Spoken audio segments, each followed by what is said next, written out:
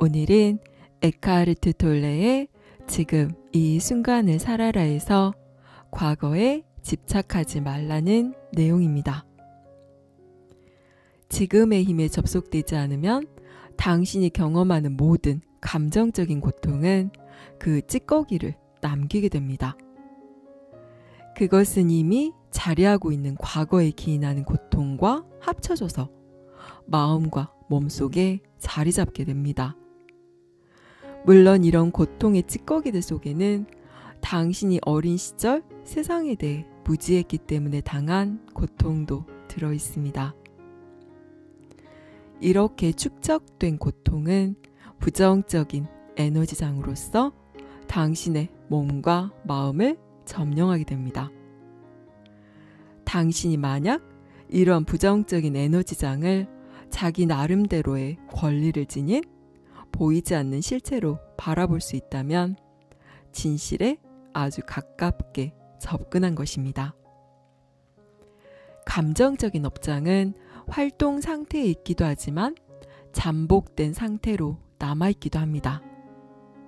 대개 시간의 90% 정도는 잠복 상태로 남아있습니다.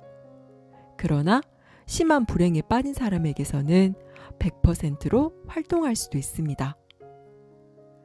거의 전적으로 업장을 통해 살아가는 사람이 있는가 하면 배반이나 상실, 버림받음과 같은 특정한 상황 속에서만 업장을 경험하는 사람도 있습니다. 업장은 무엇에든지 자극을 받아 다시 살아날 수 있습니다. 과거의 상처를 건드릴 때는 특히 더 그렇습니다.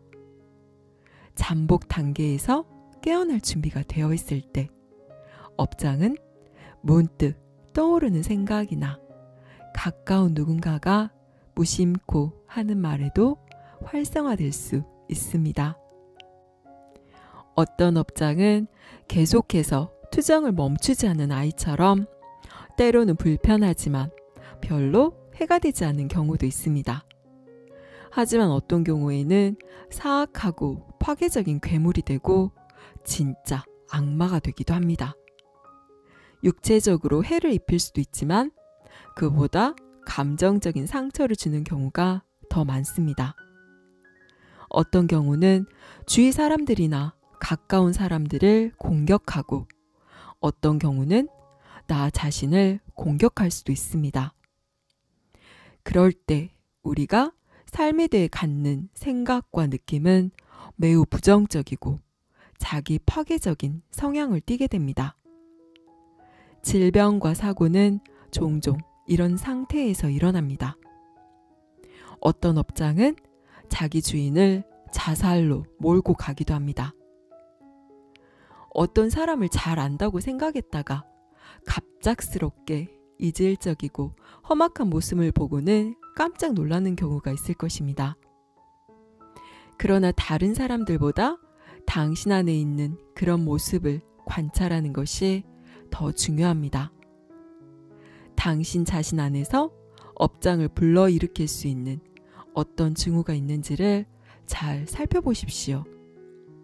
불안, 초조, 우울한 기분, 폭력성, 분노, 원망, 좌절, 인간관계를 복잡하게 만들려는 욕구 등 어떤 형태로든 업장이 잠복 상태에서 깨어나는 순간을 잘 포착하십시오.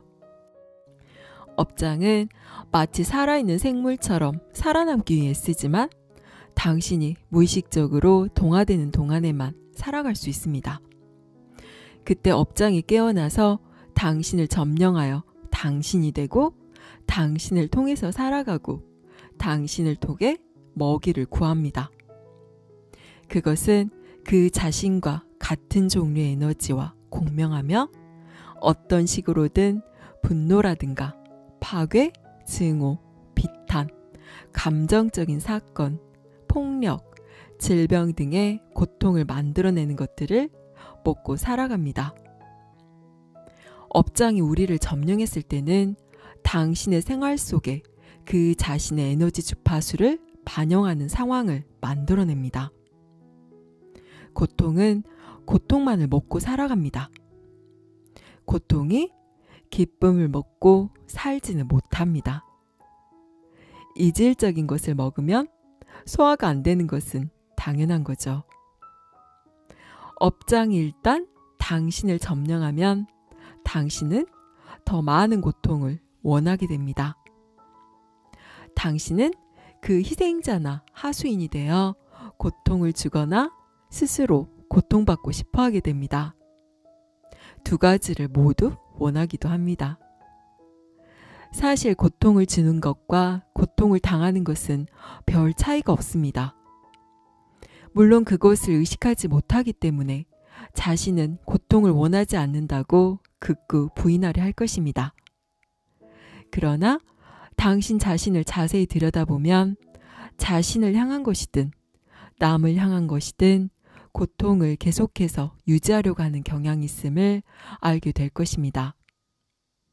그 같은 상태를 분명히 알아차릴 때 고통은 용해되어 버릴 것입니다. 왜냐하면 더 많은 고통을 원하는 것은 미친 짓이며 아무도 의식적으로는 미쳐있지 않기 때문입니다. 에고가 들이우는 어두운 그림자인 업장은 의식의 빛을 두려워합니다. 그것은 자신의 정체가 탄로날까봐 겁을 먹고 있습니다. 업장은 우리가 거기에 무의식적으로 동화되어 있어야만 살 수 있습니다. 또한 우리가 고통과 대면하기를 무의식적으로 두려워하고 있을 때만 살 수 있습니다. 따라서 고통을 당당히 마주보지 않는다면, 고통을 향해 의식의 빛을 비추지 않는다면 업장은 계속해서 다시 살아날 수밖에 없습니다.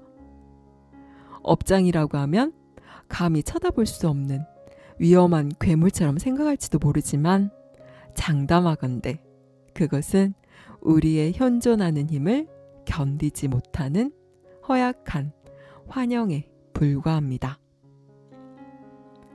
어떤 영적 가르침들은 모든 고통이 궁극적으로 환상이라고 말하기도 합니다. 그 말은 진리입니다. 문제는 그 말이 우리 자신에게 진리로 적용되고 있느냐 하는 것입니다.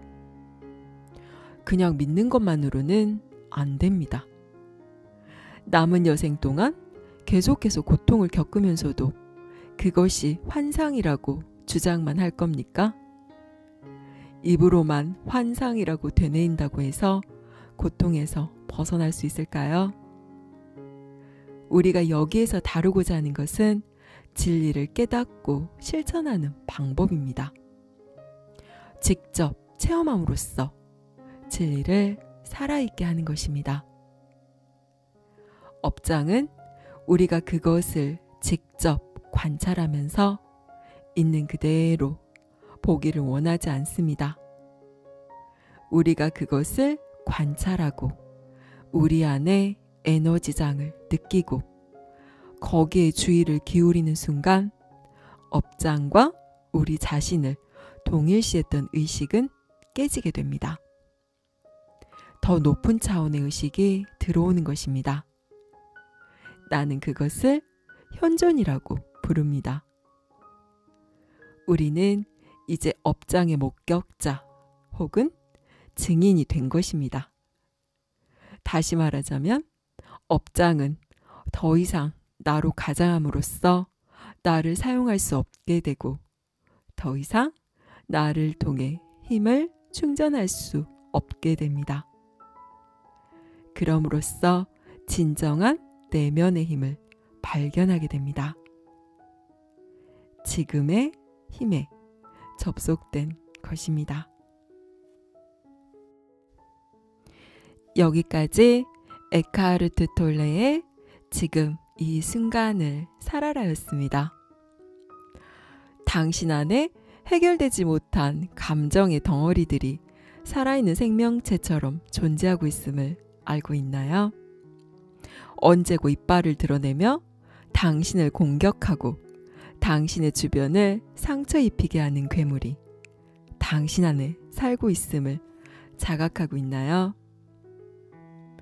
우리 안에는 과거로부터 경험했던 모든 내적인 고통이나 해소되지 못한 부정적인 감정들이 에너지의 덩어리를 형성해서 존재합니다.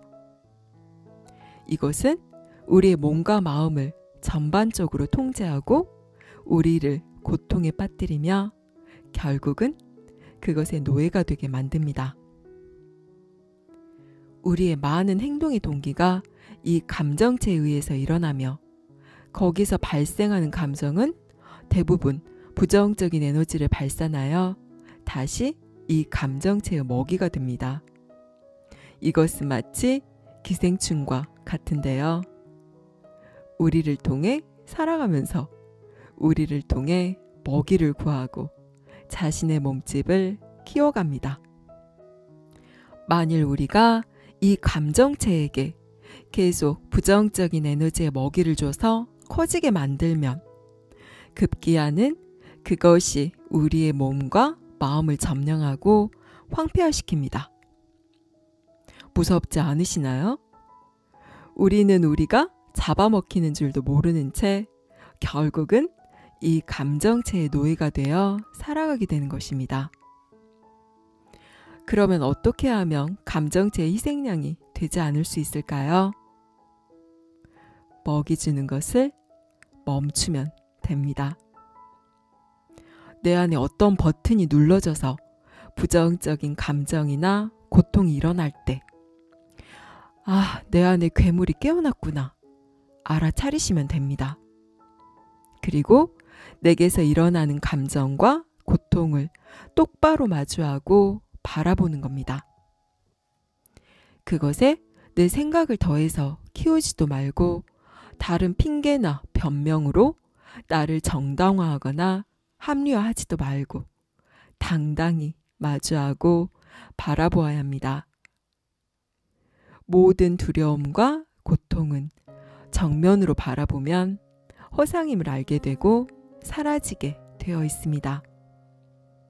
오직 우리가 마주하기를 피하는 것만이 살아서 실체처럼 날뛰기 마련입니다. 부정적인 감정이 일어날 때, 두려움과 고통이 스멀스멀 올라올 때 알아차리세요. 그리고 피하지 말고 정면으로 마주하세요.